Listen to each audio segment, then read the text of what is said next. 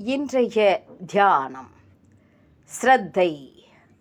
அண்ணலே, உன்னை அடைய வேண்டும் என்னும் ஊக்கம் ஓயாது என் உள்ளத்தில் குடிகொண்டு இருப்பதாகுக.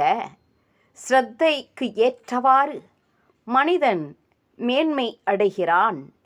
தான் மேன்மை அடைந்தே ஆக வேண்டும் என்று முதலில் அவன் தன்மீது ஸ்ரத்தை வைத்தாக வேண்டும்.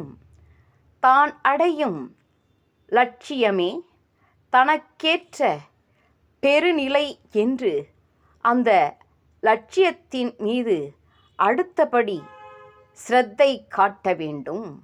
மூன்றாவதாக, தான் ஒழுகும் மார்க்கத்தில் ஸ்ரத்தை வைக்க வேண்டும். உள்ளம் உடைமை பொருள் உடைமை நில்லாது நீங்கிவிடும்